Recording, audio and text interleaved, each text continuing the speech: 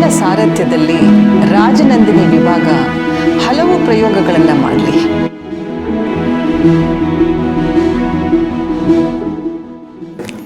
ಇನ್ನಷ್ಟು ಯಶಸ್ಸು ಸಿಕ್ಕಲಿ ಅಂತ ನಾನು ಹಾರೈಸ್ತೀನಿ.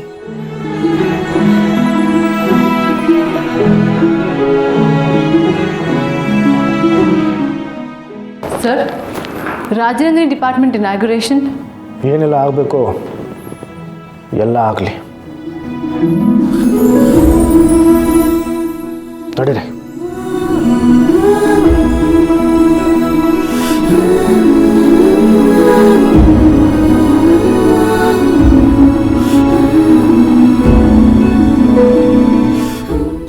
ಅನು, ಅಮ್ಮ, ಸ್ವಲ್ಪ ಹೊತ್ತು ಅದೇ ಹುಡುಗಿನ ಇದು ಅಂತ ಗೊಂದಲ ಆಗಿತ್ತು ನನಗೆ. ದೇವಸ್ಥಾನದಲ್ಲೇ ಬೇರೆ ಕಾಣ್ತಿದ್ಯಾ, ಇಲ್ಲೇ ಬೇರೆ ಕಾಣಿಸ್ತಾ ಇದೆಯಾ?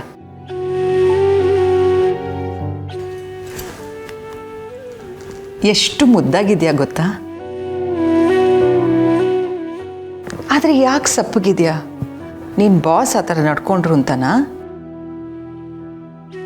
ಆರ್ಯ ಯಾವುದೋ ವಿಷಯಕ್ಕೆ ಅಪ್ಸೆಟ್ ಆಗಿದ್ದಾನೆ ಅನಿಸುತ್ತೆ. ಅವನು ಮಾತಾಡಿದ ರೀತಿ ನಿನಗೆ ಬೇಜಾರಾಯ್ತಲ್ವಾ?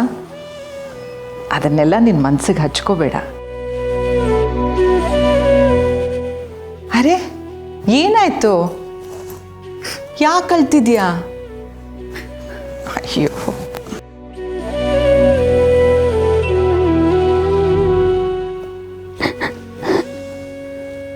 ಥ್ಯಾಂಕ್ ಯು ಅಮ್ಮ.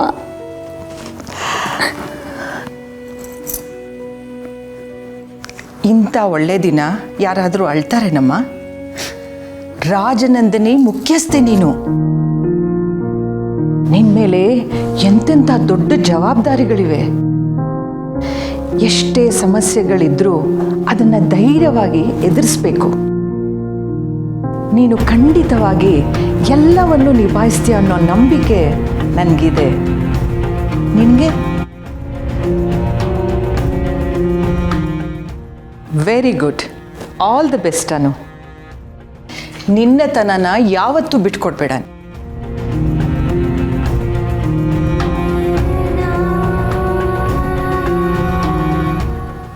ಒಳ್ಳೆಯದಾಗಲಿ. ನಿನ್ನೆ ನಾವು ದೇವಸ್ಥಾನದಲ್ಲಿ ನೋಡಿದಾಗ್ಲೇ ನಿನಗೇನೋ ಉಡುಗೊರೆ ಕೊಡಬೇಕು ಅಂತ ನನಗನ್ಸಿತ್ತು. ನೋಡಿದ್ರೆ ನನ್ನ ಬರ್ಡೇ ದಿನ ನೀನೇ ನನಗೆ ಉಡುಗೊರೆ ಕೊಟ್ಬಿಟ್ಟೆ.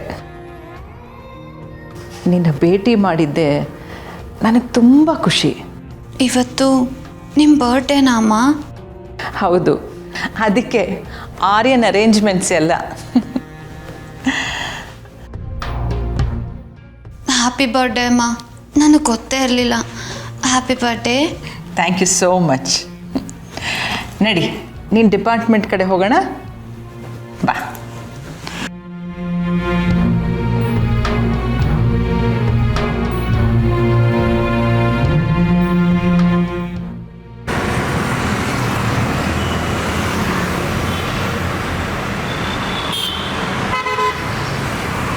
ಸುಬ್ಬು, ಅಂಗಡಿಗೆ ಹೋಗ್ಬಿಟ್ಟು ಮನೆ ಬಗ್ಗೆನೇ ಚಿಂತೆ ಮಾಡ್ತಿದ್ರೆ ಕಸ್ಟಮರ್ನ ಹೇಗೆ ತಾನೇ ಅಟೆಂಡ್ ಮಾಡ್ತೀಯಾ? ನೀನು ಫೋನ್ ಇಟ್ರಲ್ವ ನಾನು ನನಗೆ ಫೋನ್ ಮಾಡೋದಕ್ಕೆ. ಇಡು ಫೋನು, ತಲೆ ತಿನ್ಬೇಡ.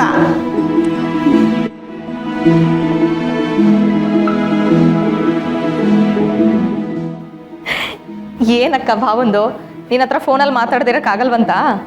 ಯಾರು? ಸುಬ್ಬುನಾ? ನೀನು ಚೆನ್ನಾಗಿ ಹೇಳ್ದೆ.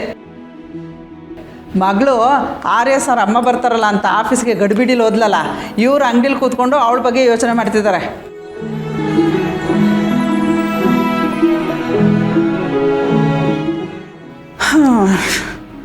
ಪಾಪ ಏನು ಕೆಲಸದಲ್ಲಿದ್ದಾಳೋ ಏನೋ, ಫೋನೇ ರಿಸೀವ್ ಮಾಡ್ತಿಲ್ಲ.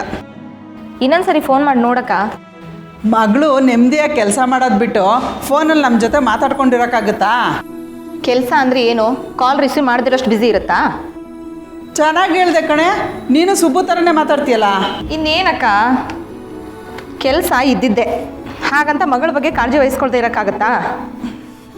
ಭಾವ ಹೇಳೋದು ಸರಿಯಾಗೇ ಇದೆ. ಅಲ್ಲ, ಆರ್ಯ ಸರ್ ಅಮ್ಮ ಬರ್ತಾ ಇದ್ದಾರೆ ಅಂದರೆ ಇವಳಿಗೆ ಯಾಕೆ ಅಷ್ಟೊಂದು ಸಂಭ್ರಮ ಅಂತೀನಿ. ಇರಲ್ವೇನೆ ಪೂರ್ಣಿ, ಅಷ್ಟು ದೊಡ್ಡ ಆಫೀಸ್ಗೆ ಬಾಸು, ಅವ್ರ ತಾಯಿ ಬರ್ತಿದ್ದಾರೆ ಅಂದರೆ ಅವ್ರ ಹತ್ರನೂ ಒಳ್ಳೆ ಹೆಸರು ತಗೋಬೇಕು ಅಂತ ಯಾರಿಗೆ ತಾನೇ ಇಷ್ಟ ಇರಲ್ಲ ಹೇಳು? ಸರಿ ಹೋಯ್ತು.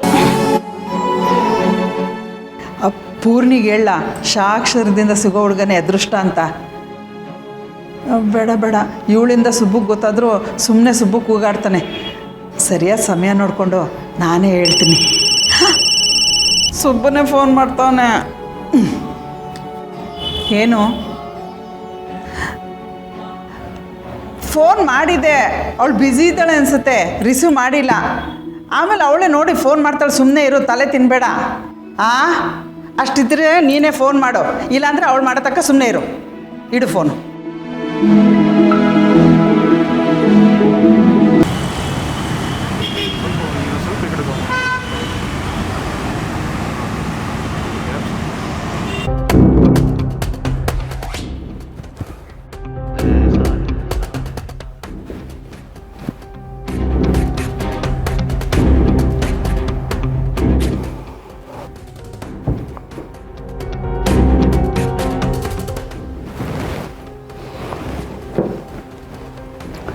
ನೀರು ಕುಡಿ.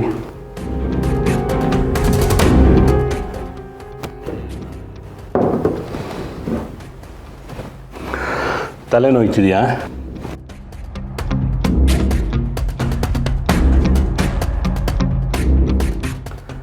ತಲೆ ಮೇಲೆ ಕೂರ್ಸ್ಕೊಂಡು ಮೆರೆಸಿದ್ಯಲ್ಲ, ಸಿಟ್ಟು ಮಾಡ್ಕೋಬೇಡ. ನಿನಗೆ ಈಗೆಲ್ಲ ಅರ್ಥ ಆಗ್ತಿದೆ ಅನ್ನಿಸ್ತಿದೆ. ನೀನು ಸಿಟ್ಟು ಮಾಡಿಕೊಂಡ್ರೆ ಅದು ನನ್ನ ಮೇಲೋ ಅಥವಾ ಇನ್ನೊಬ್ಬರ ಮೇಲೋ ಆಗಿರಲ್ಲ. ನೀನು ತಗೊಂಡ ನಿರ್ಧಾರಗಳಿಂದ ನಿನಗೆ ನಿನ್ನ ಮೇಲೆ ಸಿಟ್ಟು ಬರ್ತಿರುತ್ತೆ. ಅದು ನನಗೆ ಗೊತ್ತು. ಎಷ್ಟು ಸಲ ನಾನು ಏನೋ ಹೇಳಕ್ಕೆ ಬಂದಾಗಲೆಲ್ಲ ನನ್ನ ಬಾಯಿ ಮುಚ್ಚಿಸ್ತಾ ಇದ್ದೆ. ಈಗ ನನ್ನ ಮಾತುಗಳೆಲ್ಲ ನಿನ್ನ ಕಣ್ಣು ಮುಂದೆನೇ ಕಾಣ್ತಾ ಇದೆ. ಆರ್ಯ, ಅರ್ಥ ಆಯ್ತಾ? ನೀನು ಒಂದಕ್ಕೆ ಇನ್ನೊಂದನ್ನು ಹೆಣಿಬೇಡ. ನಾನು ಹೆಣಿತಾ ಇಲ್ಲಪ್ಪ. ಹೆಣಿಯೋಕೆ ನಾನೇನು ರಾಜನಂದಿನಿ ಫ್ಯಾಬ್ರಿಕ್ಸ್ನ ಮುಖ್ಯಸ್ಥೆ ಅಲ್ಲ.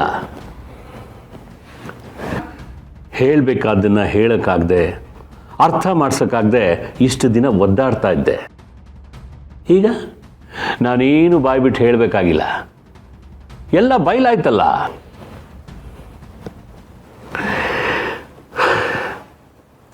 ಆ ಹುಡುಗಿ ನಿನ್ನಿಂದ ಬಿದ್ದಿದ್ದು ನಿನ್ನಿಂದ ಸಿಗೋ ಐಶ್ವರ್ಯಕ್ಕೆ, ಅಧಿಕಾರಕ್ಕೆ. ಕನಸಲ್ಲೂ ಕಾಣದೇ ಇರೋ ಅಂಥದ್ದನ್ನು ಪಡ್ಕೊಳ್ಳೋಕ್ಕೋಸ್ಕರ ಅವ್ರು ನಿನ್ನ ಹಿಂದೆ ಬಿದ್ದಿರ್ತಾರೆ.